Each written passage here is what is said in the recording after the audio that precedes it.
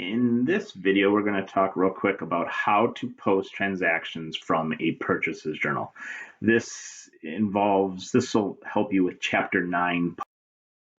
So as you can see here, we used our purchases journal. We journalized the entries and where we purchased merchandise on account. So the first step to posting for this Chapter 9 or posting a purchases journal is we need to post all the individual accounts payable accounts to their accounts payable subsidiary ledger. Remember in Chapter 9, we're using subsidiary ledgers and controlling ledgers.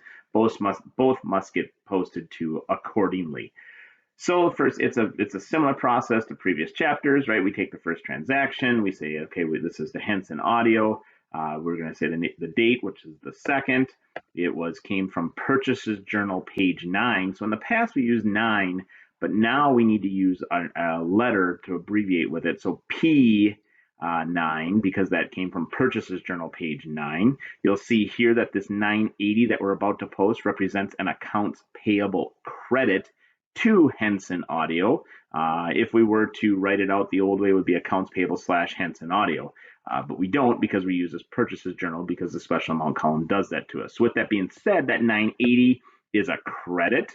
And again, we have a credit balance. So a credit balance and a credit entry, they're the same. We're going to find the sum. Once we find the sum, we add it up and we put it there. Then our last step in the posting process is we need to take the account number of the Henson Audio accounts payable subsidiary ledger, and we need to put that back up there. In this case, it's 220, and we put it there.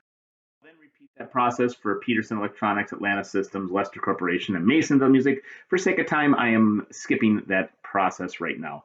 Again, do not bulk fill that post-reference column. So the next step in posting all the items in the purchases ledger journal is to total up the special amount column. So what we do is we total it up. So it's the end of the month, it's the 30th, we write totals.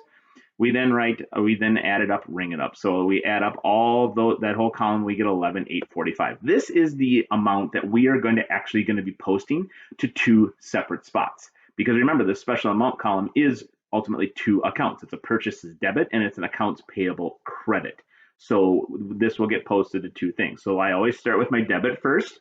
I post my debit first on this one. So I'm going to take the date of the transaction. Now, why is this going to be a debit first? Because it says purchases debit on the top there. So I'm going to take the date of the transaction, which is 30. That's when I added it up. My post reference is going to be P9. This 11,845 is going to go in there as a debit because it says on the top there that it's a purchases debit. And again, I have a debit balance with a debit entry. I'm going to find the sum because they are the same. So I'm going to add them up and put them there. Now, a little bit different here to complete this process and kind of leave my bookmark. So in case I happen to get distracted and go do something else, I'm actually going to do a parentheses 5110. And that's going to tell me where I left off, that okay, I have already posted that. Leave it blank initially, and then when you go to the next step, you'll actually complete the blank part of that parentheses. But it's really important to do that.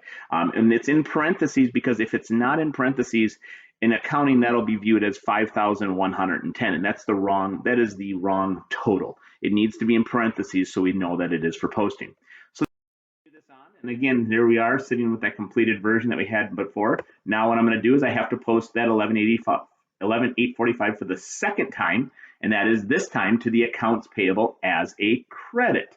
We already did the purchases debit. I know that because I see that 5110 in parentheses.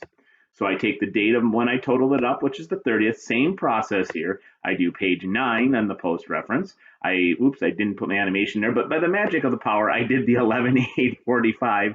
That arrow, that'll take it on there. It's a credit because it says on the top of the special amount columns, accounts payable credit, 11,845. I have a credit balance and a credit entry.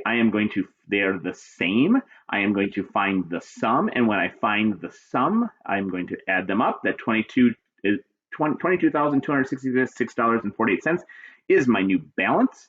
And that is my updated balance. And then to complete the process, remember, I have to put my bookmark back there in my post reference. So I'm going to take that 2110 and put it inside that parentheses, and off we go.